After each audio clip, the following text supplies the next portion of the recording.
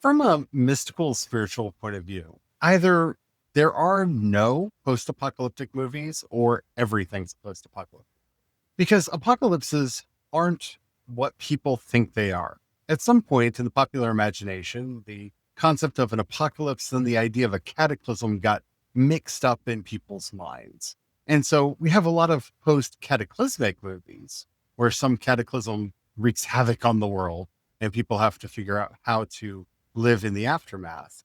But a right and proper apocalypse is a learning experience that reveals something in the here and now. It actually has nothing to do with the future, except for our hopes and aspirations. That might sound weird to you, but we're going to talk about that and also why adopting an apocalyptic spiritual practice is good for you and what it is today as we walk together down creation's paths.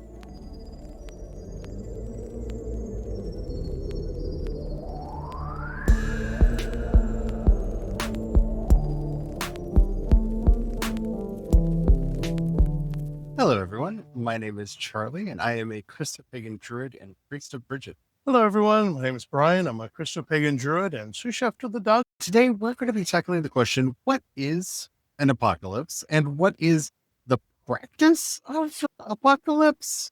How is this a spiritual practice? How is this something that we can actually do? Does that mean we need to be able to invoke armies of angels to destroy entire ecosystems? Spoiler alert, no, that's not what this means at all. But before we get into all that, if you haven't already, don't forget to like, subscribe, follow, whatever the terminology happens to be on whatever app you're listening to us on. We do 5 original Christopagan and Druid episodes Monday through Friday, and we've got a lot of interesting stuff going on. You don't want to miss anything. So let's just get into it now, shall we? All right, let's start with what is an apocalypse. Yeah, I think this one gets often misunderstood. I know, even for myself at least, initially I thought apocalypses were like all the zombie films and the day after films and stuff like that. All this media about big disaster happens and now what next? Fallout. We've come to use the term apocalypse to mean a disaster. And yes and no, but that is an idea that really takes root. I'm going to sound like a broken record here because I say this a lot. Say it with me if you know the words. After the Black Death. Yeah.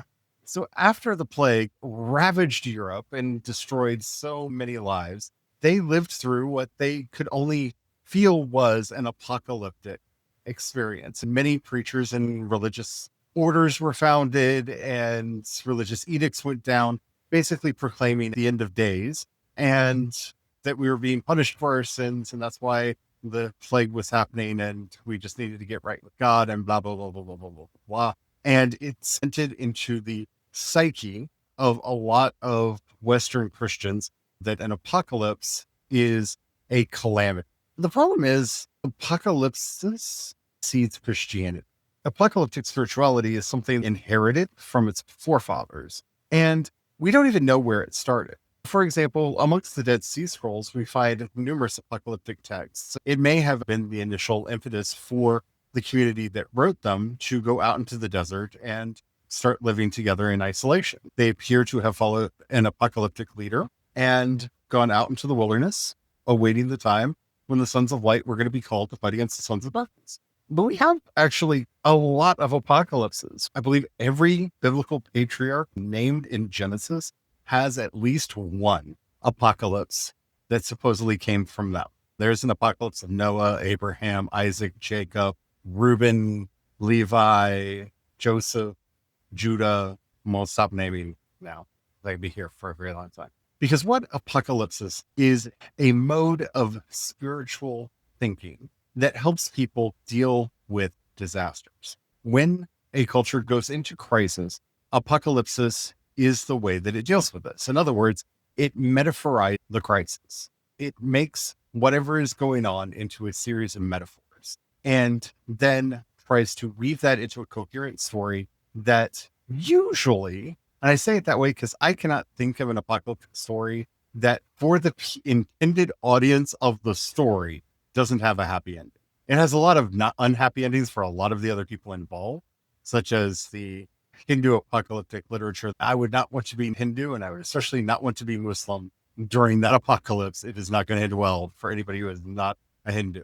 But the intended audience is Hindus, and it ends quite well for them, getting to go into this golden age, into the next Kalpa. The same is true when the Shawshank of Zoroastrian lore comes, the promised Messiah.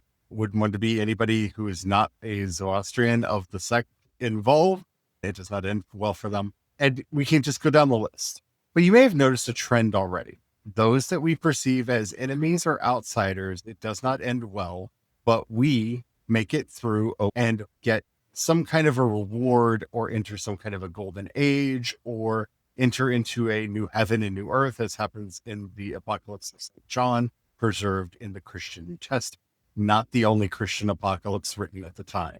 And also, because it is apocalyptic literature, it is the last book of the New Testament that is accepted into the canon, because many people thought it did not meet the requirements. And if it was going to be included, what about all of the others? And there were a lot of others. Many. So what the actual practice is taking what is currently going on. Let's just look at the book of Revelation, for example. At the time, we have the divisions breaking apart the Christian and Jewish faith occurring, and we have some of the earliest inklings of the persecutions that would come. Nero has blamed Christians for Rome burning, and thus rounded up a bunch of Christians to punish for something he may have actually done himself. And so we read in this text about an unholy ruler from a city on 7 hills, whose name mathematically equals 666 or 616, who is persecuting the faithful and causing all manner of terrible, terrible things, while proclaiming himself to be God, standing in the temple of God, giving his power to an image to speak for him. And then, of course, Jesus returns with an army and destroys the evil empire that's ruled from the city of 7 hills. And everything's magically better. New heaven, new earth. Okay, let's back up a little bit. The city on 7 hills is Rome. This is, in fact, one of the oldest ways to refer to Rome. It's the city of 7 hills. Caesar Nero, depending on whether you write his name in Greek or Latin, if you remember, both the Greeks and the Romans used letters to be numbers, add up to 616 or 666. This is why there is a discrepancy. There are also, just so happens, 2 ways to write Caesar Nero in Greek. One added up to 666, the other added up to 660. So it's fairly clear Nero is the number of the beast. What about this whole thing about having to wear a mark on the hand or the forehead? Decrees went out that everyone had to sacrifice incense to the god, to the emperor. In so doing, your hand is marked with the incense, and very often they would put the ashes on your forehead. So there you are. You're marked on the hand and the forehead. You received the mark of the beast. You've received the mark of the emperor because you did the sacrifices. It's starting to add up. And on top of that, along with that decree, was merchants weren't supposed to sell any goods to anyone who didn't have the mark. You literally in the marketplace had to present and show you had this mark, or else the merchants could be arrested and charged with criminal action if they sold to you. They would refuse to sell you food, or And you had endangered the any other empire. goods. If you're not sacrificing to the gods, aren't going to keep us Yeah, safe. literally a threat. Yes. It is a thinly veiled story about the persecution under Nero. It takes us up to the destruction of the temple in 70 AD. But we don't talk about much thereafter. After the destruction of the temple, we have the creation of the new heavens and the new earth, and everything lives happily ever after, which is why I personally put an earlier date on the book of Revelation's writing than a lot of other people. It is so specific to an era early in church history that it probably was written around that time. But it was never meant to tell you how the story ends. And that's where people get Apocalypse wrong. Apocalypse is not prophecy. Apocalypse is not prophecy.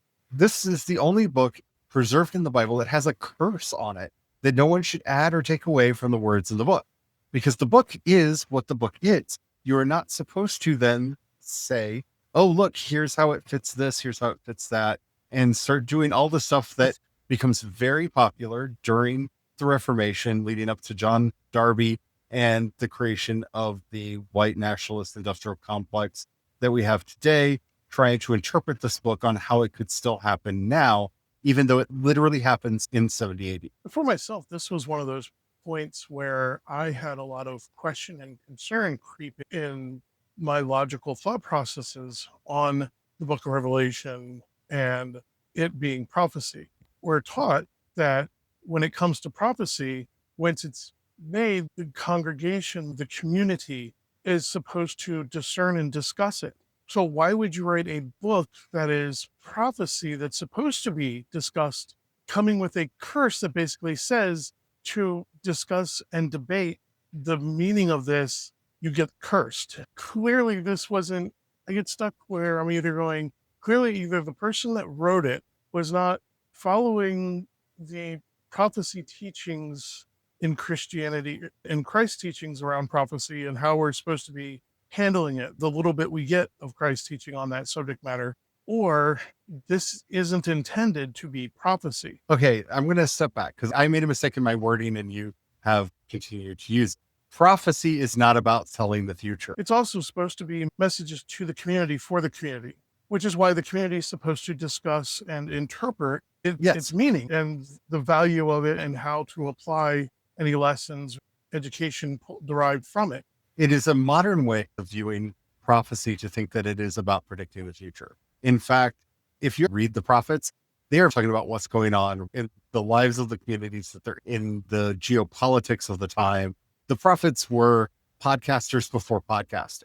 They are giving very expressly political and spiritual readings of current events that were going on around them, and adding in a bunch of "thus saith the Lord" on top of that. Yeah. In a way to take it over to the Druid side of things, this would be more the bards of the community running around preaching about justice and telling stories about justice and justice making and how the community could do better. I'm glad that you bring that up because in the tripartite group that we call Druids, there are actually three different groups. There were the bards, who were the storytellers, the memory of the community. Their job was to memorize the lore and history of a community, the stories that were important to that community, and be able to recite them. You had the Druids, who were law keepers, peacekeepers, judges, and to a certain extent, they were mediators, magicians, wizards, things of that nature. But then you had, in Irish, we would call them the Fad. To the continental Celts, they would have been the Gaulish Celts, they would have been the Vate, and the Ovates. They were readers of omens. These words are usually translated as prophets. They weren't prophets in the same way that a biblical prophet was a prophet. They journeyed and talked to the spirits and came back with stuff about here and now. But they also performed all manner of auguries, where they would watch the murmurations of the birds and read the omens from the movement of the birds, from the movement of the clouds. We have a lot of records about how they would do this. They were readers of omens, and that's how they would predict the future. They'd predict weather, good fortune, bad fortune, auspicious days, and the like. Now, it's important to remember in the Torah, there is an express command, the community as a whole. They're not supposed to be reading omens. You're not supposed to be reading signs. You're not supposed to be predicting the future. And if a prophet ever comes to you and tells you that they've predicted the future, if it does not happen exactly the way that they have predicted, they are to be put to death. Meaning, all prophecies were meant to take place within the lifespan of the prophet and within enough time that you could judge that didn't happen. So they're not predicting things 20 years in the future, 100 years, 1,000 years into the future. None of the prophets were seen as doing that. That is not a part of the prophet's role. In fact, I would say that's not part of the Ovate's role either. The Ovates were meant to measure the climate, if you will, the spirit, the energies of the era that they were in. And is this a good time to go to war? Is this a good time to sow crops, things of that nature, right? They weren't fortune tellers predicting the future in the way that someone like a John Darby, who is going to be an enemy in most stories that I tell. He's the guy who gave us the idea of the rapture because a 15-year-old had a nightmare while extremely sick. Well, suffering from scarlet fever. Yeah. It's extremely sick. It's scarlet fever. Her brain's literally cooking. When we're talking about an apocalypse, remember, the Revelation starts with the apocalypse of John. It starts off with the phrase, the apocalypse, and refers to itself as that manner. And you can see very quickly, John is doing his thing and he hears something behind him, turns around and there's Jesus. Then the heavens open. That's literally what apocalypse means. The universe is unveiled. The curtains are pulled back and John can see what's actually going on. He's instructed over and over again, write this down. And that is the context in which this book is written. It seems special because we only have one of them in the New Testament. There were hundreds, if not thousands of them in the early centuries of the Christian era. The point and purpose of them was to help the community deal with its trauma. The 7 letters at the beginning of the book of Revelation are explaining, of course, we're being persecuted because we're the goodies. These people, they didn't get persecuted. Persecutions were not going on in any of the towns that Jesus is mad at in the letters. When Jesus was having John write the letters to the 7 churches at the beginning of the book of Revelation, he's mad at quite a few of the churches. And every church he's mad at is a church that is not currently experiencing persecution and did not experience persecution in the earliest centuries of the Christian era. They're not being persecuted because they're not really doing what Jesus taught. So there's no reason for the devil to go after them. It's the old, they obviously sold out assumption. Yeah. Yeah. And how better to know that they've been sold out than you have a letter from Jesus Christ himself explaining exactly how and why they are very bad. Sorry, I'm chuckling because it's like presenting your certificate of authenticity.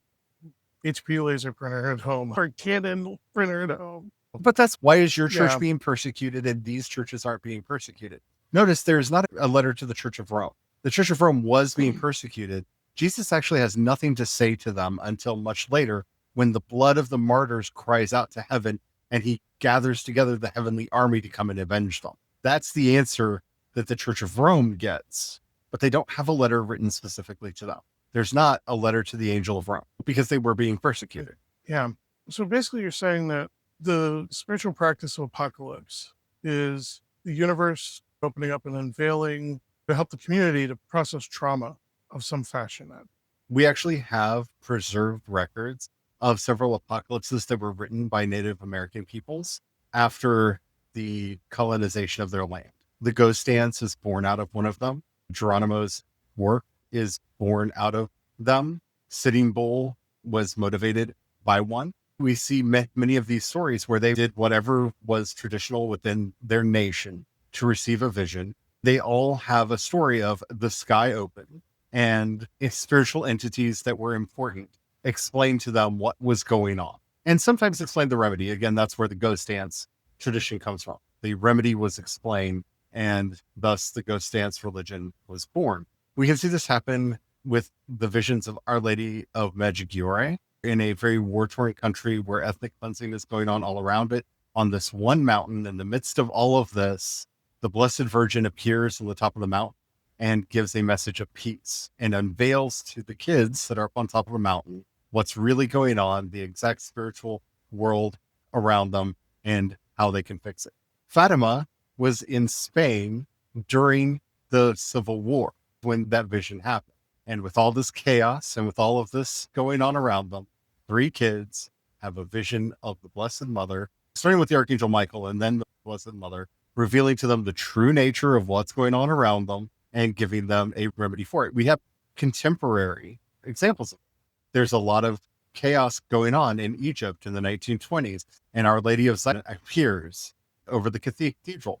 This one being one of the most interesting ones because there are photographs of this event, and they boggle my mind trying to figure out if this were fake in the 1920s, how they would have done this, because that image of Mary with the luminous dove hovering above the cathedral, I don't know how they would have faked that in the 1920s. Like and especially with so many onlookers and so many witnesses who saw this with their own eyes, I don't know how that would have been fake. What I'm saying is this kind of revelation, this kind of apocalypse, we can see over and over again when there is crisis. And I will say that it doesn't mean that it's from God. It could be a psychological thing where it's your mind trying to cope with what's going on. We can see this in the formation of a lot of modern political movements that have been born out of an apocalyptic vision of somebody's brain in crisis mode, trying to put together the pieces and understand what's going on. What I'm suggesting and what we're going to be spending the week really digging into is that this is a mode of spirituality that we can plug into and actively do as a way of finding within ourselves both catharsis. That's the high rhetoric of the story, right? Christ and his armies coming down and defeating the legions of Rome. You imagine the catharsis if you're a early Christian under persecution from Rome, right? The amount of catharsis reading this image of Jesus and all of the armies of heaven coming down to get revenge on your behalf. right? There's a certain catharsis there, but also as a means for us to abstract ourselves from the issues that we're currently facing so that we can figure out the actual work that we need to be doing, which, as we always say here, is quoting Paul, fighting against the principalities and powers in high places, going after the systemic issues and not just being bad man bad. And I think that it's a practice we can engage in as long as we're healthy about it, as long as we are clear that this is a practice we're doing not to predict the future and not necessarily about receiving a sense of objective reality. I think that's where people get messed up with their visions, is they confuse their visions with objective reality. We're dealing in super subjective reality here. I was just going to say subjective reality, because I think that even just that alone, because it's so infrequently used in public discourse these days, but just saying subjective reality helps to emphasize that this is one's opinion without the judgment attached. Because oftentimes when the word opinion's used, there's usually judgment, and some minds tend to dismiss immediately. They're like, oh, that's your opinion. Everybody has them, whatever. This judgment attitude comes along that to dismiss easily. We're going to spend the week talking about this. In fact, on Wednesday, the first quarter moon via Creativa Devotion is actually going to be a practice on this for you. And we're getting you set up throughout the week to understand where we're coming from. What we had to do today is dispel these images. Now, hopefully you can understand why I started with there either is no post-apocalyptic literature or everything is post-apocalyptic literature. While you were talking, I sat back and I could see how Lord of the Rings could be interpreted as apocalyptic literature, because Lord of the Rings addresses some of the traumas of the First World War. And even current news with bombings and everything else. People are facing threats of war and the powers that be wanting to divide the populace into first and second class citizens, and different nations warring because one's above another. That's part of the thing in Lord of the Rings, is the bigotry between the elves and the dwarves, and the bigotry between the elves and the humans, and bigotry between the humans and everybody. The dwarves, and just everybody has bigotry except for the hobbits. They're just happy to be in their little holes, which is why I think so many people nowadays are like, oh, I just want to go to the Shire and live there, because that sounds like such a wonderful thing. And that's really the power of understanding what apocalypse is, because then everything can be an apocalypse. A lot of people read The Lord of the Rings as an apocalyptic legend, even though it technically is not about our world. And a lot of people, when you hear them talk about their favorite books or the movies they watch over and over again, they are doing this as a way of practicing apocalypse. They're watching this disaster in a different abstracted context to feel better about it on the other side. And I think if we start doing that more consciously, we will get more benefit from it. Yeah. Once again, the Foundation series, amazing set of books, difficult for a lot of people to get into reading because it can be very thick, but it is an apocalyptic story because this is a person wrestling with intelligentsia and the problems, the pros and cons that go with that, and the arrogance of the intellectual elites. Also, you have empire building and falling, all these other elements. I could see why this would resonate so much nowadays, where culturally we're struggling with intellectual elites, intellectual arrogance, what is true, what is real, what is fact, all these things everyone's struggling with. And this is all stuff that's wrestled with in that. As a closing note on this episode, I will say this is why Infinity War resonated with so many people, and so many people felt let down by Endgame. Both of these are part of the great Marvel apocalypse story, but they didn't get the catharsis they wanted or needed from Endgame. Both movies made $1 billion. Everybody went out to watch them, but you hear more people complaining about Endgame than Infinity War because we got the hopelessness from the first one, which is what everyone's feeling, but they didn't get the hope that they needed from the second one. And that's quite honestly because Tony Stark died and we did not get the hopeful resolution we needed. It ended in a bittersweet way. And the closest thing we get to a happy ending is the very end, the Captain America ending of the movie. Yeah. I think it's because the message, the community message of it, they may have needed to structure that a little bit clearer, because the whole point is it's not about any one person.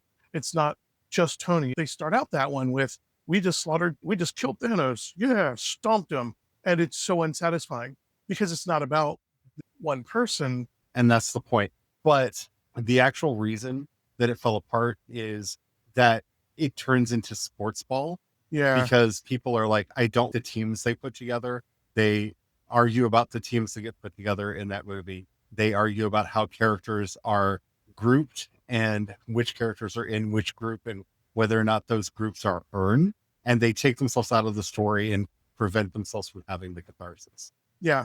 And missing that it was about community. No, the Which- real world issues override that movie and prevent catharsis from happening. But that's a whole other side issue that we could go into. Yeah.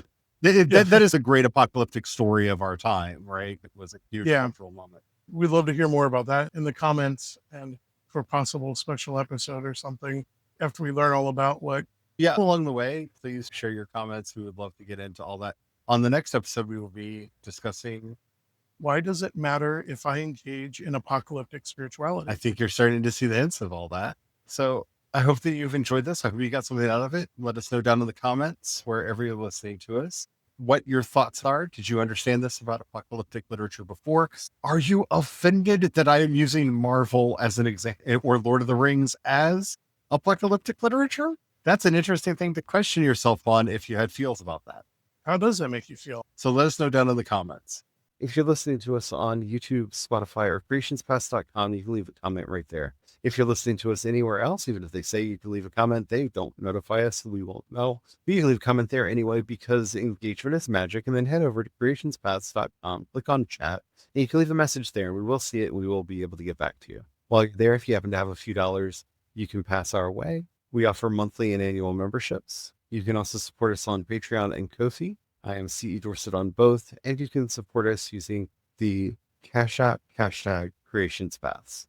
Thank you to everybody who does that. We are ever so grateful. Thank you so much. You all really do help us keep the lights on, keep a roof over our head, and food on our table. If we've ever said anything that's helped you out, please share it with others. That helps us out more than you know. And as we're heading out today, Archangel Raphael, Archangel of Mysteries, help us as we are uncovering the meaning and purpose of apocalypse and how we can practice an apocalyptic spirituality in ourselves to achieve the catharsis and the clarity that we need to live through our lives. Amen. Amen.